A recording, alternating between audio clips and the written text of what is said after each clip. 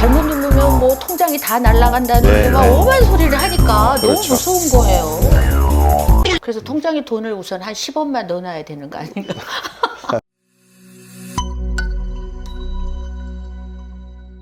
순직 경찰 유족을 지원하는 100원의 기적이 있더라고요. 간단하게 말씀드리면 저희 현직 경찰관들이 매달 자발적으로 100원 또는 1000원을 자동이체로 납부를 하는 겁니다. 그러면 그게 월 한 5천여만 원 정도가 지금 현재 이렇게 이제 모아지고 있습니다. 1년이면 그게 한 6억 이상이 되죠. 그럼 이제 왜 그런 걸 하느냐가 중요한데요. 저희가 한 5년 전쯤인가 한강 순찰대에서 그 투신 자살하는 분을 구조하러 나섰던 경찰관이 순직을 하게 됩니다. 그 유재국경이라는 분인데 그 사고를 당했을 때 부인이 임신 4개월인가 5개월인가 그랬어요. 그때 굉장히 안타까워. 그래서 그 충격으로 6개월 만에 아기를 조산하게 됩니다. 그래서 제가 이런 사정을 듣고 돌아와서 이제 관련 기능들하고 논의를 해보니까 국가에서 도와주는 뾰족한 방법은 사실 없어요. 이런 가족에 대해서. 그래서 그러면 무슨 방법이 있겠느냐 해서 한 게 우리 스스로 한번 방법을 찾아보자. 우리가 이 14만이라는 거대 조직이고 십시일반이라고 조금씩만 우리가 마음을 모으면 가능하지 않겠느냐. 그래서 찾은 게 100원의 기적입니다. 이걸로 인해서 우리 스스로도 우리 14만 구성원들은 굉장히 자부심을 느낍니다. 느끼겠어요. 네네. 우리 경찰이 이런 조직이고 설사 나도 저런 일을 당할 수 있다.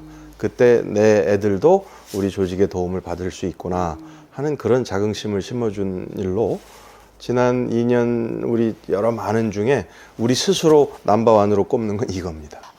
사실 뭐 또 뭐 공상경찰관 서욱에선 이건 뭔가요? 그것도 이제 비슷한 취지인데요. 제가 작년에 부산에서 화재 현장에 출동을 나갔던 경찰관이 그 2차 화재로 인해 가지고 그 여경을 포함해서 3명인가가 얼굴 화상 막 이렇게 전신에 화상을 입었어요. 그래서 제가 부산의 병원에 갔더니 요는 그 얼굴과 손을 화상 입은 이 여경은 자기 가정이 있는데 이 살림을 못 합니다. 그리고 이제 간병을 받아야 돼요. 근데 간병비가 아시겠지만 하루 기본 한 15만 원이 거의 최저일 겁니다. 국가에서 도와줄 수 있는 게 그때 당시 기준으로 6만 얼마로 딱 책정이 돼 있어요. 그 이상은 자기가 부담을 하든지 다른 방법을 강구해야 돼요. 그러니까 말이 안 되잖아요. 말이 안 되죠. 네. 그래서 그게 계기가 돼서 이 공상에 대한 그 지원을 현실화해야 된다. 이렇게 해서 이제 그런 간병비가 이제 확 달라져서 현실화가 됐고요. 그때 그 경찰관부터 실제 현실에 맞는 간병비 지원이 이루어지고 있습니다. 미래치안이라는 어젠다가 네. 좀 다소 생소한 개념인데 이 부분을 강조하신 또 뭐 배경, 성과 지금 말씀 하나하나 듣다 보니까 다 중요하네요. 그러니까 미래치안은 정말 제가 청장이 돼서 아마 좀 기존의 틀을 바꾸는 그런 하나의 그 화두로 던진 건데요. 저는 생각한데 정말 이렇게 빠르게 바뀌는 세상, 특히나 과학기술을 중심으로 날로 변모하는 세상에 우리 치안도 좀 선제적으로 앞으로 5년, 10년 후에는 세상이 어떻게 바뀔 거야.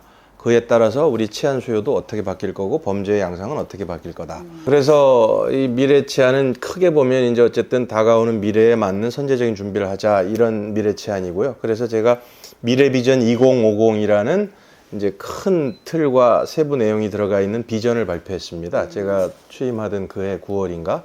그리고 그런 거를 힘있게 추진하기 위한 미래 치안 정책국 치안감이 국장인 그런 조직을 사실 만들어서 발족을 시켰고요. 그 안에 내부에 들어가면 이제 과학 치안이 1번이고 AI 같은 걸 포함한 두 번째가 글로벌 치안입니다. 지금 모든 이 치안 관련한 것은 이 국내 한국에 한정되지 않아요. 네. 아까 물어보신 뭐 사기를 포함한 마약 모든 범죄는 이제 국제 초국경 범죄입니다. 그렇게 하기 위해서는 이 국제 협력이 무엇보다 중요하거든요. 그래서 두 번째가 글로벌 치안. 그래서 세계 각국과의 협력입니다. 세 번째가 플랫폼 치안입니다. 플랫폼이라는 것은 아시다시피 치안과 관련된 이슈에 우리 경찰이 먼저 나서서 중심이 돼서 판을 까는 겁니다. 그럼 거기에 관련되는 유관 기관 또는 단체, 예를 들어 자치단체 또는 뭐 자율방범대, 뭐 모범운전자, 녹색 이런 분들이 한 자리에 나오도록 해서 그 필요한 이슈를 해결하는 이게 플랫폼 치안입니다. 그래서 저희가 해결했던 게 예를 들어 정신질환자 문제 또는 뭐 주치자 문제 이런 거에 보건복지부를 포함한 관련 부처, 자치단체 다 뭐 이렇게 끌어들여 가지고 해결책을 찾아내는 겁니다. 이제 청장님 이제 인터뷰가 끝나가고 있는데 만일 청장님께서 오늘 취임을 하셨다. 청장으로. 네. 그렇다라면 윤희근에게 네. 어떻게 조언을 좀 하고 싶습니까? 그 초심을 잃지 말고 담대하게 하라고 하고 싶습니다. 저희는 이제 제복 생활을 7년째 해오면서 저의 공직을 관찰하는 저의 초심은 조국 정의 명예입니다.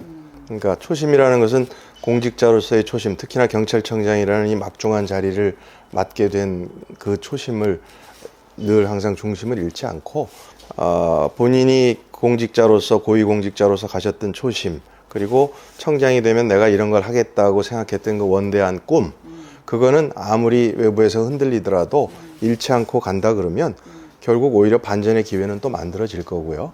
그 청장님이 임기를 마친 후에 네. 후배들에게 네. 이건 제가 좀 물어보고 싶어서 질문에 넣었던 건데요. 어떻게 기억되기를 기대하십니까?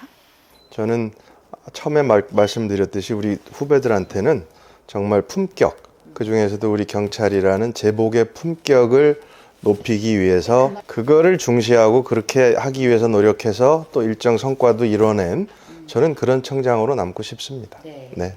후배들에게 일 잘하는 방법, 꼭 해야 하는 것, 조심해야 되는 것 하나씩 물어보겠습니다. 일 잘하는 방법. 글쎄 그렇게 물으시면 저는 이제 예를 들어서 계급이 높건 낮건을 떠나서 너무 내 눈앞의 거에만 매몰되지 마라. 예를 들어서 당장 떨어진 일도 당연히 중요하지만 내 주변도 좀 보고 또 한 단계 좀 높게 또는 한 단계 한 스텝 좀 멀리 이런 생각을 초급 간부 때부터 좀 꾸준히 습관화한다 그러면 그게 도움이 되지 않겠나 이런 생각이 듭니다. 그래서 나의 기준보다 최소한 이거를 보고받는 그 상사의 입장 또 뭐 다른 기능의 입장 이런 것까지를 같이 고민하는 그런 버릇을 드리면 어떨까 하는 생각이 들고요. 글쎄요, 저는 뭐 후배들한테 최소한 자기 개발을 위한 노력을 좀 해라. 예를 들어 건강 관리도 그 중에 하나일 거고요. 그러니까 젊은 때부터 어느 정도 은퇴할 때까지 건강을 잃지 않고 꾸준히 하려면 자기 건강 관리가 돼야 되지 않겠습니까? 그리고 두 번째 공부하라는 얘기를 하고 싶습니다. 저도 이제 뭐 우연한 기회가 돼서 유학도 다녀오고 했습니다만 그런 최소한 조직을 위해서나 개인을 위해서 도움이 되는 공부를 꾸준히 해라.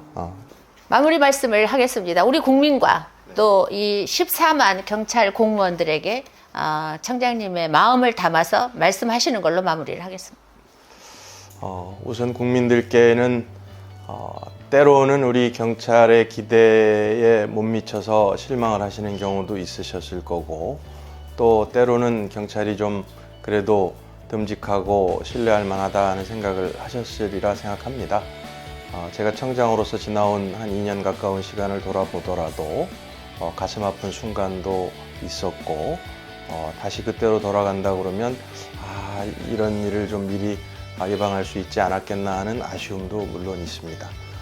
그러나 우리 경찰 14만 동료들과 함께 정말 실력 있고 당당한 경찰로 국민들께 신뢰를 드리기 위한 노력을 해오고 있고 앞으로도 그렇게 해가도록 하겠습니다.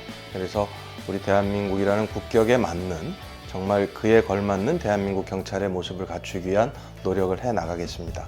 그리고 우리 14만 동료들에게도 같은 마음입니다. 우리가 한 마음으로 정말 국가와 국민을 중심에 두고 우리 경찰의 본연의 해야 될 역할을 우리가 실력이 밑바탕이 된 상태에서 당당히 한다 그러면 국민들은 또 우리 제복의 품격에 맞는 걸맞는 대우를 해주실 거고 그렇게 평가를 하시지 않겠나 생각합니다. 지난 시간 함께 해주셔서 너무 든든했고 감사했습니다. 네.